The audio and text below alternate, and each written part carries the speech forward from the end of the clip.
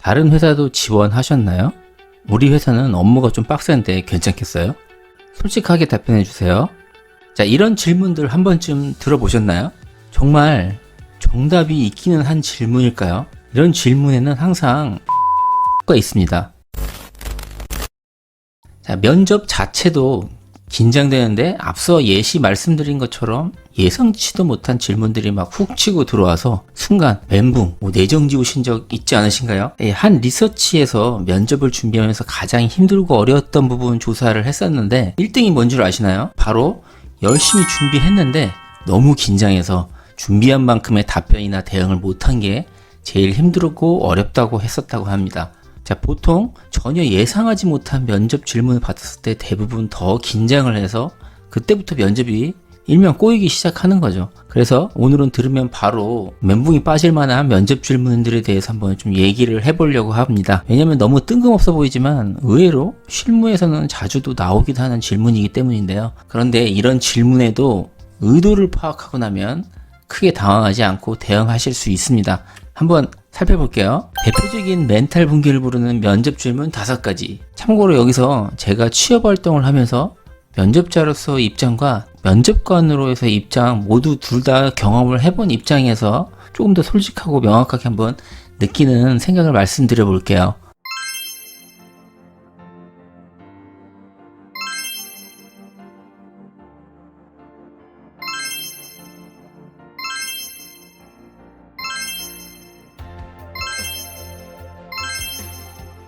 첫 번째, 꿈이 뭐예요?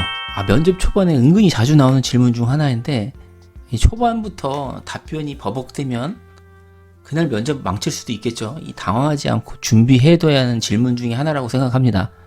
어떻게 보면 평범한 질문처럼 보이지만 유의할 점이 꼭 있는 질문이에요. 자, 우선 이 질문의 의도는 무엇일까요? 우린 항상 그 질문의 의도부터 알아야 됩니다. 자, 그냥 한마디로 생각이 있는 사람인지 파악해보려고 하는 거라고 보면 돼요. 이 미래를 위한 관점에서 생각과 목표가 없는, 이 별 생각이 없는 사람을 아무도 원하지는 않겠죠. 특히 또 요즘 MZ 세대들에게서 뭐 꿈이 뭐냐고 물으면 특별히 명확한 꿈과 목표가 없는 친구들이 생각보다 많다고 하더라고요. 그래서 더 이런 질문들을 자주 받게 되는 거 아닐까 싶어요.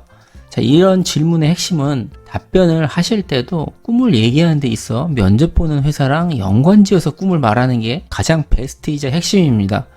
예를 들어 캐릭터 머천다이징 회사에 캐릭터 디자이너로서 면접을 본다고 쳐보죠. 저는 원래 캐릭터 전 세계 굿즈를 모으는 게 취미인데 이 회사에서 굿즈를 만들어 간다는 건 저에게 취미와도 같아서 여기서 하는 일 자체가 저에게는 꿈을 모으는 일입니다. 이런 식으로 본인의 꿈을 회사와 연관시켜야 돼요. 따지고 보면 회사랑 아무 상관도 없는 개인의 꿈을 회사에서 물어볼 이유가 전혀 없잖아요. 그죠? 허나 실제로 회사랑 아무 관련도 없는 개인의 꿈을 말하는 이런 면접자분들도 은근히 실제로 본 적도 있기 때문에 이런 점 꼭 유의해 두시면 좋을 것 같습니다. 자, 두 번째 질문. 우리 회사를 왜 지원하셨나요? 너무나 당연한 의례차 질문 같지만 또 굉장히 많이 나오는 질문이고 그래서 이 질문의 의도를 더 정확하게 아셔야 돼요. 한마디로 우리 회사에 대해서 얼마나 많이 아는지 한번 보자. 이런 식의 체크성의 의도가 있는 사실도 아셔야 돼요. 지원자들이 회사에 대해서 디테일하게 정말 잘 알고 있는지, 여기가 어떤 회사인지 알고 왔는지 이런 걸 파악하려고 하는 질문 중에 하나라고 보시면 돼요. 오히려 그래서 이런 점을 또 역이용해서 정말 이 회사가 하고 있는 주력 사업에 대해서 정확하게 이 회사의 경쟁력이라든지 이 회사만의 특별한 그런 매력 포인트를 딱 집어서 말하면 분명 그 친구는 달라 보일 거예요. 여기서 딱 이 회사의 이런 매력 포인트 때문에 제가 이 회사에 지원하게 되었다. 지원 동기까지 연관시켜서 답변을 하신다고 하면 이게 가장 베스트라고 생각합니다. 예를 들어서 연인 사이에서도 상대방이 자기는 왜 나를 만나? 이런 식으로 질문을 했다고 해봐요. 거기다 대고 그냥 좋아서 이러는 거랑 너는 이렇고 저렇고 이런 점이 좋고 이런 걸 정말 디테일하게 그런 매력을 말해주면서 그래서 난 이런 네가 좋다 라고 말하는 사람하고 어떠세요? 충분히 다르게 느껴지잖아요. 진짜 이 회사의 매력 포인트를 찾을 수 있도록 좀 시간을 두시고 디테일하게 조사를 해보시는 게 좋습니다. 여기서 더 팁을 또 말씀드리면, 이 회사에서 판매하는 주요 서비스나 제품이 있다면 무조건 직접 사보고 경험을 해보시길 권장드립니다. 자, 이렇게 실제 이 회사의 제품이나 서비스를 직접 구매해서 이런 점이 좋았다는 것을 어필하는 면접자가 있다면 진정성이 더해지겠죠. 아마 그 면접관에게는 더 큰 인상적으로 어필이 될 거예요. 자, 다음은 세 번째 질문입니다. 우리 회사 업무 강도 높은데 괜찮겠어요? 이런 거의 답정너 같은 질문들, 이런 질문 실제로 있습니다. 이런 질문들 받으면 순간 취준생분들 동공이 흔들릴 수밖에 없을 것 같아요. 듣는 순간 여기서 괜찮다고 말하면 진짜 빡센 일만 시키는 거 아니야? 별 생각이 다 들겠죠. 자, 이건 회사마다 면접관마다 개인 차이는 조금 있을 수 있습니다. 보통 진짜 업무 강도가 세서라기보다는 이렇다고 해도 할 각오가 돼 있어? 라는 이런 의지를 파악해 보려는 의도가 아마 더 강할 거예요. 조금만 힘들면, 조금만 마음에 안 들면 퇴사하는 사람들이 점점 많아지다 보니까 회사 입장에서도 그런 사람들을 좀 거르고 싶어서 하는 질문이기도 하고요. 일단 의도를 아셨다면 이건 답정너 질문이니까 무조건 오케이, 괜찮다고 말하면서 시작하셔야겠죠. 여기서 중요한 건 대답하면서 뭐 이러면서 끌면 뭔가 고민한 것처럼 보여서 안 좋아 보일 수도 있어요. 당당하게, 문제 없다. 이런 업무 강도는 이겨낸 경험도 많고 이미 단련도 되어 있고 각오도 되어 있습니다. 정말 무덤덤하게 태연하게 답변해 주는 게 제일 정답으로 보입니다. 정작 그렇게 정말 일을 해보고 실제로 그렇다. 그때는 어쩔 수 없는 거죠. 하지만 이런 또 낚시성에 또 걸려들어서 정말 지레 겁먹고 정말 가고 싶었던 회사인데 문턱에도 못 가보고 걸러지는 불상사가 있으면 안 되겠죠. 그러니 막상 질문에 그 빡센 업무에 대한 그 포커싱을 두지 마시고, 나 조금만 힘들다고 퇴사하고 이런 사람이 아닌, 충분히 이 정도는 감수할 수 있는 이런 사람이다, 전혀 문제 없다, 이런 어필에 꼭 포커싱을 하시면 됩니다. 자, 네 번째, 다른 회사도 지원하셨나요? 야, 이거는 막상 듣는 질문이라면 좀 당황할 수밖에 없을 질문이에요. 내가 다른 회사 지원한 것까지도 말해야 되나? 특히 경쟁사라면 이런 걸 말해도 되나? 이런 생각이 고민이 되실 거예요. 자, 다른 곳도 지원했다고 해서 마이너스 요인이 될까요? 아닙니다. 고민하시는 분들도 계시던데 오히려 그 반대라고 볼 수 있어요. 다른 회사에 지원도 하지 않고 여기에 한 군데만 했다는 게 오히려 매력이 없어 보일 수도 있습니다. 뭔가 매력이 있는 친구이기에 여기저기서 찾는구나, 그렇게 느낄 수도 있거든요. 그리고 이런 질문들은 거의 의도가 있다고 봐야 돼요.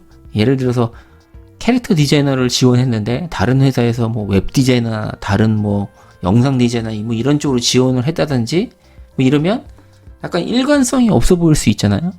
이 사람이 진짜 캐릭터 디자인에 명확한 니즈가 있는 사람인지 약간 의심이 되는 거죠. 또 그런 걸 또 체크해 보려고 하는 경우도 있고요. 또 다른 회사에서 찾는 인재인지도 한번 떠보기 위해서 하는 것도 있습니다. 그러기에 여기서 최적의 해결 답변은 다른 동종 회사도 지원을 했고, 물론 동종 회사를 말씀하셔야 돼요. 그리고 거기서 좋게 또 봐주셔서 향후에 면접도 잡혀있다, 일종의 자기 매력 어필을 하시는 거죠. 나는 다른 회사에서도 찾는 인재다, 좋게 본 인재다. 다른 회사와는 다르게 이 회사에 이러한 점이 좋아서 합격이 되면 꼭 해보고 싶어서 지원하게 됐습니다. 여기서 합격이 되면 무조건 1순위로 여기를 생각하고 있다, 이런 식으로 한 번 더 세기를 박으면 면접관도 더 확실한 합격 결정을 하는 데 도움이 될 겁니다. 마지막 다섯 번째, 솔직하게 답변해달라는 질문들인데요. 솔직하게 답변해달라는 질문을 받는 경우도 있어요. 이 질문도 순간 들으면 약간 내정지 올 수도 있는 질문입니다. 진짜 솔직하게 답변을 해야 되나? 내 말을 하는 거를 믿지 못하는 건가? 순간 고민이 되게 많이 되시는 당황한 질문일 수 있어요. 이 질문의 의도도 두 가지로 볼 수 있는데, 말씀드린 것처럼 정말 답변을 했는데 약간 면접관이 믿음이 가지 않을 때 다시 물어보는 경우일 수도 있고요. 두 번째는 흔히 낚시성 질문의 경우가 많습니다. 특히 이 두 번째 이 낚시성 질문을 조심하셔야 되는데, 솔직하게 말하는 게 절대 나쁜 건 아니죠. 오히려 솔직해서 더 플러스 점수를 받을 수도 있어요. 하지만 여기서 유의할 점은 초반에 말하는 것과 방향성이 바뀌면 절대 안 됩니다. 예를 들어 우리 회사에 지원한 이유로 뭐 이런 회사의 미래와 비전에 대해서 막 이렇게 저렇게 얘기를 했었는데 갑자기 면접관이 솔직하게 한번 다시 답변을 해달라고 했다고 해서 갑자기 생각하다가 네 사실은 야근도 없고 연봉도 괜찮아서 여기를 선택하게 됐어요. 뭐 이런 식으로 갑자기 처음과 방향이 바뀌면 안 된다는 걸 말씀드리는 거예요. 처음부터 솔직하게 말할 거면 그나마 상관이 없는데 중간에 저렇게 답변이 방향이 바뀌면 절대 안 됩니다. 이 막말로 거짓말을 하실 거면 끝까지 거짓말로 일관성 있게 하시는 것이 핵심이에요. 그렇다고 제가 뭐 거짓말을 하라는 건 아니지만 만약에 그렇게 됐다면 일관성이 있는 게 더 중요하다는 걸 말씀드리는 겁니다. 자, 이 경우에는 그냥 처음 지원 동기인 회사의 미래와 비전에 대해서 더 자세하게 다시 한번 대답을 하시는 것이 제일 좋은 답변일 거예요. 설사 혹시 거짓이 있다 하더라도 솔직하게 답변하라는 그 낚시성에 휘둘려서 이리 갔다 저리 갔다 한다고 하면은 이건 뭐 안 봐도 비디오겠죠. 자, 이처럼 솔직함을 너무 개인적으로 풀지 마시고요. 절대 질문을 받은 거에 대해서 더 자세하게 풀어서 설명해주는 방향으로 가는 걸 권장을 드립니다. 네, 오늘은 여기까지 실제 면접에서 받는 멘붕 오는 질문 5가지 한번 살펴봤는데, 자, 이런 질문들이 점점 늘어나고 있는 데에는 아무래도 요즘 대퇴사 시대라는 그런 분위기에 흘러 그만큼 잦은 퇴사 문제들을 기업들도 겪고 있는 거예요. 기업들도 면접 때부터 좀 더 진득하게 안착하고 일을 할 수 있는 이런 지원자들을 찾아내기 위해서 이런 질문들이 점점 나오고 있는 것 같습니다. 그러기에 이런 의도를 정확하게 이해를 하시고 다소 공격적이거나 약간 당황한 이런 질문들이 나와도 이런 점을 이해하시고 미리 답변을 연습을 해보신다면 충분히 준비한 만큼 보여주고 면접을 마치실 수 있을 거예요. 자, 오늘 이 영상을 통해서 조금이나마 디자이너분들 또는 기타 모든 취준생 여러분들께 좀 도움이 되었길 바라면서 좋은 결과 있길 또 바라겠습니다. 감사합니다. 네, 오늘 영상도 도움이 되셨나요? 끝까지 시청해주셔서 진심으로 감사드리고요. 영상이 도움이 됐다 하시면 유유케어 아트디자인 채널 구독과 좋아요 꼭 부탁드리겠습니다. 정기적으로 매달 오프라인 강의 원데이 클래스를 진행하며 실무에 유용한 도움이 될 자료들을 따로 정리해서 네이버 스마트 스토어에서도 상품으로 판매를 하고 있습니다. 앞으로도 계속 도움이 되는 정보와 서비스로 찾아뵙도록 하겠습니다. 감사합니다.